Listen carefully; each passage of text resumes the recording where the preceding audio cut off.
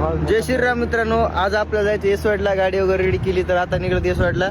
श्रीकांत आणि मी जायलो तर म्हणलं तुम्हाला पण दाखवा येसवाडीचं मंदिर वगैरे. तर चला मग नाही का आपण येसवाडीला जाऊ.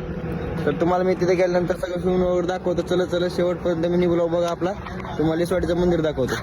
आपण आलतो आता पेट्रोल पंपावर पेट्रोल भरण्यासाठी. पेट्रोल वगैरे भरून घेतलं. तिथं म्हणलं तुम्हाला थोडा पैसे वगैरे दाखव. तिथून आता आलो डायरेक्ट रायगडवरती. रायगडवर म्हणलं तुम्हाला तिथं पण थोडा पैसे वगैरे दाखवा, शिनी वगैरे घ्यावा. तर आपल्याला जायचं होतं परबन रोडनं. तर निघलो परबन रोड साईडनं. तर मित्रांनो एवढा रोड खराब वगैरे होता की नाही तुम्ही बघू शकतात. ह्या रोडनं आपल्याला जायचं होतं येसवाडीचं दर्शन करण्यासाठी. तर तसंच निघलो पुढं. एवढा फुफुटा वगैरे जात होता डोळ्यामध्ये, त्यामुळे एवढं पॅक वगैरे केलं. तर मास्क चष्मा वगैरे लावून तुम्ही बघू शकतात किती पॅक वगैरे केलं. तर चेहरा संपूर्ण झाकून घेतला होता कारण लय फुफुटा जात होता. तसंच आलो पुढं. आपल्या पाठीवरती एक मानवत रोडला जात होता, एक नांदेडला आणि एक परभण रोडला. तर आपल्याला जायचं होतं परभण रोडनं. तर तसंच आलोत की लगेच पुढं आलो येसवाडीच्या पाठीजवळ. तिथं बघू शकता तुम्ही पाठी वगैरे. आता आपण आलतो मंदिराच्या आसपास. तर निघलोत मंदिराच्या साईडनं जवळच आलतो. तिथं गाडी वगैरे पार्किंग केली, निघलोत मंदिराच्या दिशेनं.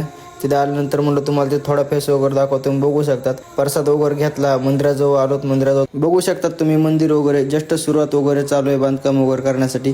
तर मित्रांनो इथे एवढी पब्लिक येते दर शनिवारी. आपल्याला वाटतं यात्रा वगैरे आहे का नो, पण यात्रा वगैरे काय नसते. एवढी दर्शनासाठी पब्लिक वगैरे येते नाही तर भाईने. तिथं पण आपण थोडा शिने वगैरे घेतला. तुम्ही बघू शकतात किती भाईने गर्दी वगैरे येते इथं.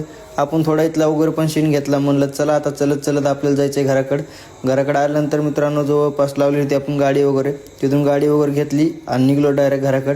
तर चला मित्रांनो आता भेटू नेक्स्ट मिनी ब्लॉगमध्ये. बाय सर्वांना.